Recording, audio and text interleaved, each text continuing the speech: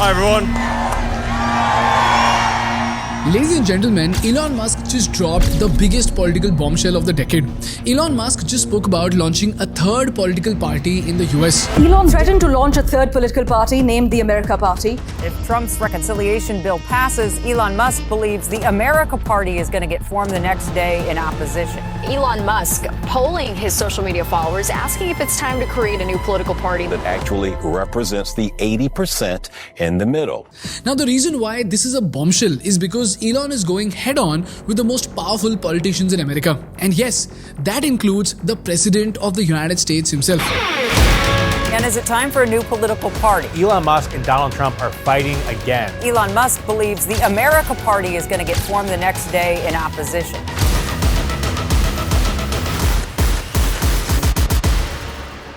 And the reason why it's a nightmare for the Democrats and the Republicans is because if there's one man on earth who has the influence, money, and the die-hard following to break the two-party system, it's Elon Musk.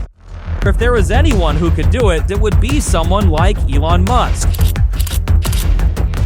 Elon Musk is one of the world's richest men and famous around the world.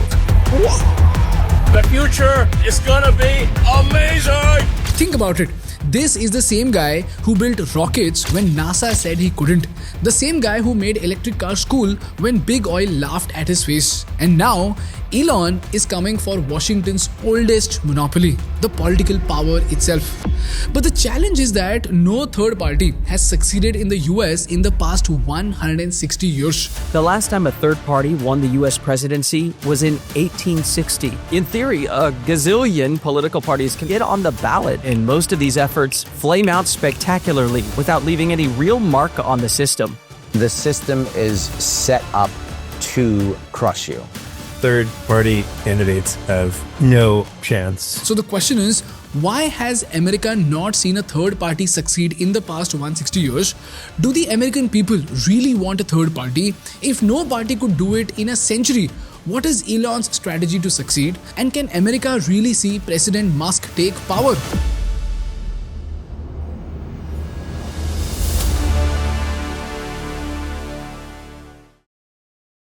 This video is brought to you by the Communication Masterclass course. People, if you're a senior executive who wants to communicate your ideas as powerful leaders and not as shy, timid individuals, you must join our Communication Masterclass course. Because the truth is, you could be the hardest working person in the room, but if you're not communicating your value, you will stay invisible, and the person who knows how to speak well will always get the promotion that you deserved. And that is why, to fulfill your ambitions and climb the corporate ladder, mastering communication is very, very critical. And if you're this ambitious person who wants to speak with confidence and clarity, you must join our Communication Masterclass course. And if you don't find value in this course in 7 days, we will return your money with no questions asked. I have crafted this course specially to teach you how to speak with clarity and fluency, how to overcome communication challenges and speak like a pro, how to master storytelling to dominate your meetings, how to structure your message and impress your boss, and how to boost your confidence to become a strong leader. So if you want to know all of this, and if you want to become a confident person, you must join our 34,000 members who have already transformed their life with their communication skills. On top of that, I will personally be hand-holding you during our bi-weekly live sessions so that all your challenges, all your doubts, and all your problems are solved during the course itself. So if you want to fulfill your ambitions and be this wonderful and confident storyteller, click the link in the description and I will see you in our masterclass.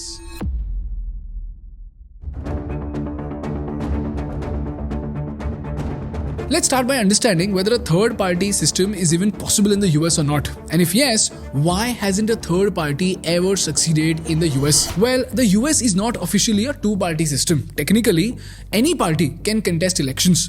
But the problem is that the system of the United States is designed in such a way that no party except the Democrats and the Republicans can win in the elections. The question is why? Well, this is done through 4 big barriers to entry. The first barrier is the ballot access barrier. In simple words, we all know that if a political party has to fight the elections, it has to have its party symbol on the ballot paper. So in India, BJP has the lotus, Congress has the hand and Aam Aadmi Party has the broom. So in India, to have my party symbol on the ballot, all I need to do is walk up to the Election Commission office, pay a security deposit of 10,000 rupees and fill a list of forms. That's it. My party symbol will appear on the ballot when the elections happen. But in America, there is a critical complication. Firstly, you have to procure signatures from registered voters, and every state has different requirements. Look at this. In California, you need to get 219,000 signatures, and that too in just 105 days. In Texas, you need over 113,000 signatures in just 70 days. And in Florida, this number is 145,000. So it costs a lot of money, time, and you need thousands of volunteers to have this level of distribution. So while Democrats and Republicans have 1 to 2 million volunteers to distribute their message and to get people to participate from all across America, the third party usually struggles to even cover one state. But this problem is still a small problem. The second problem is even bigger. And this problem is the problem of money. You see, to contest a US elections, you need massive amounts of money. And the two big players, Democrats and Republicans, they have such massive fundraising campaigns that everybody from big corporations to billionaires donate millions of dollars. Why? Because donating to a candidate isn't charity, it is a very strategic investment. For example, if a pharma company gives $2 million to help a candidate win, after the elections, if that candidate blocks generic drugs from entering the market, the pharma company can keep charging high prices and earn hundreds of millions of dollars in profits. Similarly, a tech giant might donate $5 million to stop a data privacy law from coming into action. And by blocking the data privacy law, this company can keep selling user data and make billions of dollars in ad revenue. And this is such a huge fund that it will blow your mind. Look at this data by the Federal Election Commission. Between January 2023 and June 2024, Democrats raised $772 million, whereas Republicans raised $663 million. But every other party combined in the US, they were just able to raise $4 million. So if you see, that's less than 0.3% of the total funding. Now, can you imagine what $700 million can do to your marketing? While third-party candidates struggle to get their party symbol on the ballot, with $700 million, the Democrats and Republicans can hit millions of Twitter accounts, millions of YouTube channels, and grab attention of 1 billion people on Facebook. And along with that, they could even get hold of every major billboard, every major TV show, airport ads, subway ads, mall ads, highway holdings, and even buses that pass through the American neighborhoods. So $700 million do not just buy ads, they buy attention everywhere, every day for months. And that's exactly how the big parties win. They flood your eyes, ears and brain until you cannot think of voting for anybody else. But you see, money and ads are just a part of the game. The biggest hurdle, however, is the one that decides who gets seen and who gets silenced. You know what it is? It's the hurdle of American media. And here's where it gets ruthless. You see, the biggest political event of each election is something called the presidential debate. It's a total spectacle. In 2024, more than 67 million viewers tuned in for the Trump versus Kamala Harris debate. But have you ever seen a three-party debate? Never. Why? Because the last time it happened was in 1992. The most successful third-party candidate since Teddy Roosevelt, 1912 to this day.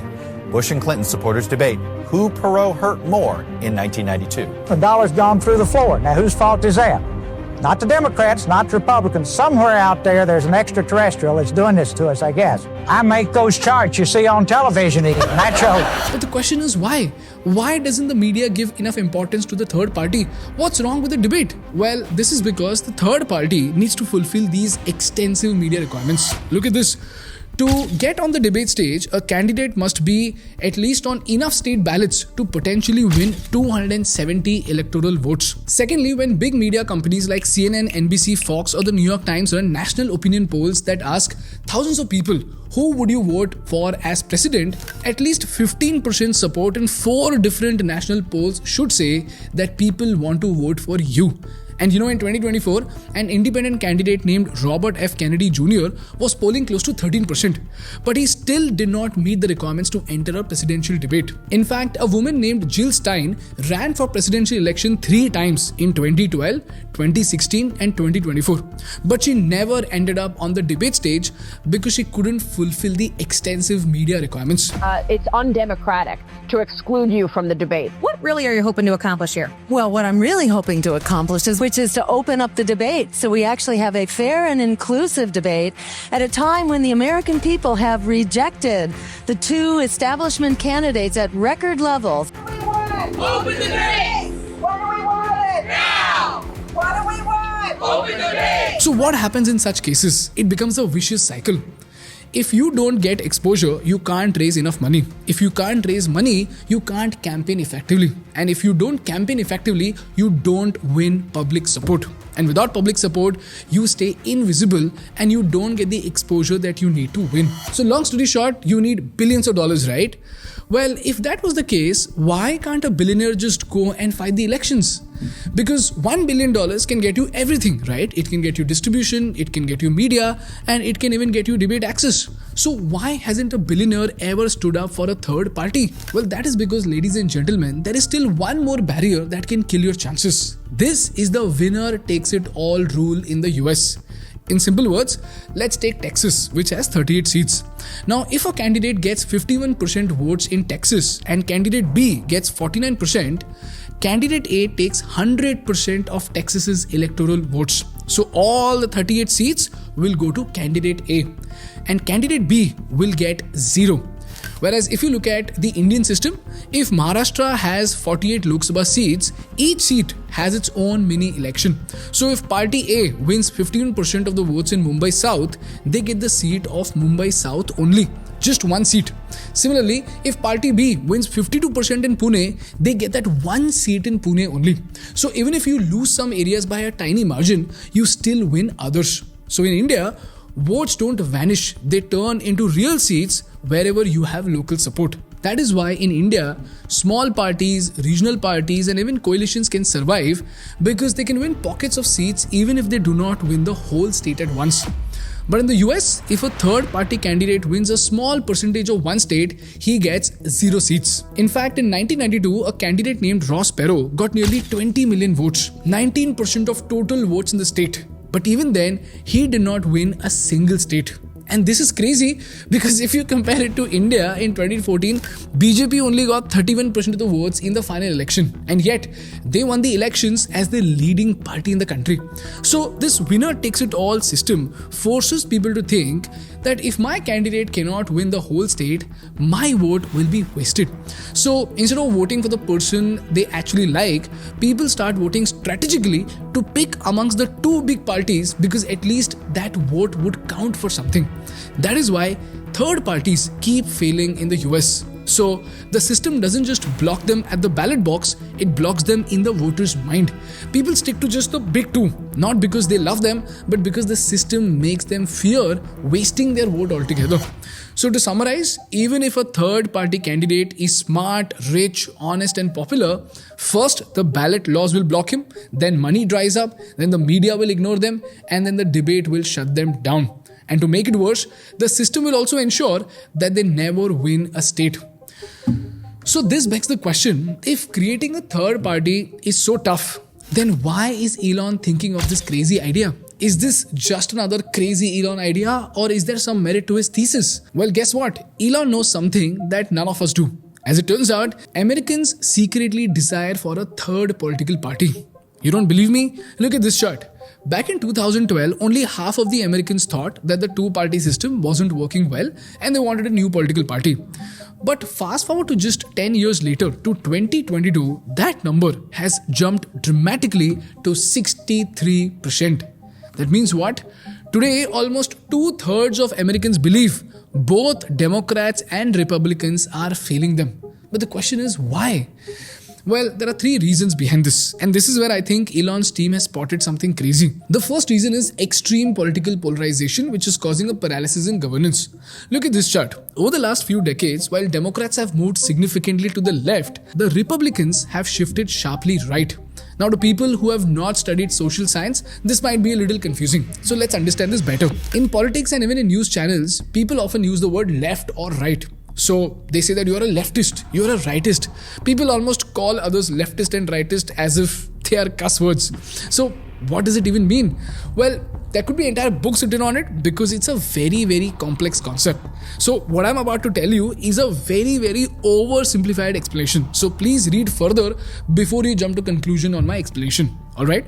If this is very clear to you, let's dive into understand an oversimplified explanation on what is left and what is right.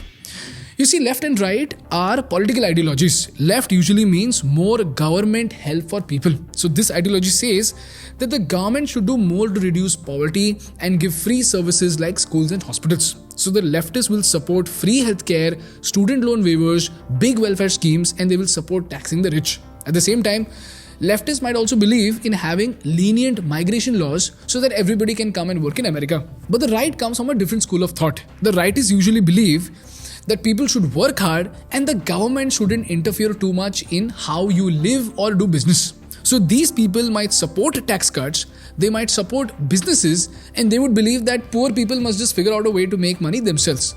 Similarly, rightists usually do not like immigration. They would want Americans to be prioritized over others. So do you see, these are 2 distinct thoughts. Now the problem is that most ordinary people are neither 100% left nor 100% right. For example, you might want to lower taxes so that your business grows, which is a right idea. But you might also want the government to tax the super rich to fund good schools in your neighborhood, which is a left idea. Similarly, you might believe in strong border control, which is a rightist idea. But you might also want affordable colleges, which is a leftist idea. So real people live in the middle, picking ideas from both sides based on what helps their life. That is why politics is really a spectrum and not a box. But the problem is that both the Democrats and Republicans have moved far away from this middle zone and they've become more and more extreme over the years. For example, more Democrat leaders support big government programs like free college, free healthcare for all, and student loan waivers. And they're also very aggressive about climate rules, LGBTQ plus rights, progressive taxes, and regulating big companies. Similarly, many Republican leaders have doubled down on strict immigration controls, very strong nationalism, aggressive tax cuts for corporations, and even tighter social rules. And the best example for the same is Donald Trump himself. Donald Trump's government has been so aggressive on immigration that they literally wanted to build a border wall, and they even started America's first trade wars. So if you see, it's a little extreme. And what this means is that as the middle shrinks, the voters who want a bit of both feel politically homeless. This is exactly what this graph shows. Secondly, the 2-party system in America has created a political lacuna. Look at this. In 2016, both Donald Trump and Hillary Clinton had historically low approval ratings. And the interesting thing over here is that 53% of Trump voters said that their main reason for voting was to keep Hillary Clinton out of the White House and not because they loved Trump. Similarly, 46% of Clinton voters said that they mainly voted to stop Trump and not because they were excited about Hillary. So the biggest motivation in American voters was fear and not hope. And third and most importantly, both major parties, Democrats and Republicans, often stand together against what ordinary voters actually want. So on TV, they look like bitter enemies fighting over every issue. But strangely, behind closed doors, when big money is on the line, they often quietly agree not with the American people, but with the lobbyists who write big checks. Let me explain. Look at healthcare. Americans actually pay about 2.5 times more for medicines than people in other rich countries. Poll after poll shows that voters want cheaper drug prices. But year after year, meaningful reforms on drug prices often get blocked. Why? Because both parties get massive donations from powerful pharmaceutical companies because they want to keep the prices sky high. In fact, my Indian friends buy medicines or ship medicines from India to the US because in the US, medicines are super costly. And you will be shocked to know that in India, a strip of crocin with 20 tablets costs around 18 rupees or 21 cents. But in the US, the same basic paracetamol costs about $5 or 400 rupees. That's over 20 times the cost. Similarly, if you look at military spending in 2023, both parties voted to approve a record $877 billion in defense budget. And like we saw in a previous case study, that is even higher than the Cold War budget itself. But what do Americans say? Americans keep saying that they want to spend less on wars and more on fixing roads, schools and hospitals. And yet, since 2001, foreign wars have already cost American taxpayers over $8 trillion. Not billion, $8 trillion. $8 trillion that could have otherwise been spent on schools, hospitals, medicines and food. Our war on terror begins with Al-Qaeda, but it does not end there. Brown University estimates this war on terror period claimed up to 929,000 lives worldwide, while the US devoted $5.8 trillion on war spending, with $2.2 trillion dedicated to veterans' care until 2050. So what does this prove? Even when the voters are loud and clear about their requirements, the two-party duopoly often sides with corporate lobbyists and donors and not the people who actually stand in line to vote for them. So the point is, when there are only two big players, both funded by the same deep pockets, there is no real pressure to listen to what ordinary people want. And that is why America desperately needs a third voice, a real alternative that doesn't just play tug of war between two extremes, but actually represents the voice of the American people. This is the reason why Elon Musk's idea of a third party is actually a brilliant strategy and not an exaggerated claim of power. So here's the real question. Can Elon Musk actually build a third political party in America? Well, most people say no, because the graveyard of failed third parties is huge. But you see, Elon Musk isn't most people. He's a genius, billionaire and a very, very strategic player. And look at all the barriers. They look like a joke in front of Elon. As far as media wall is concerned, while most outsiders fight for 10 seconds on CNN, Elon doesn't need to beg for a mic. He is the mic. He's so powerful that his tweets can move the stock market and his rants become New York Times headlines. His megaphone X has 335 million active users and 221 million people already follow him. So if TV won't host his debate, he can host his own debate, which will be bigger than all news channels combined. Similarly, as far as the money wall is concerned, while third parties often die because they run out of money, Elon Musk has $351 billion. So he could practically fund a campaign with no donors, no lobbyists, and no strings. So in a system where money buys loyalty, his money can actually buy him freedom. That is the power of being the richest man on earth. Ladies and gentlemen, give it up for the greatest capitalist, Elon Musk!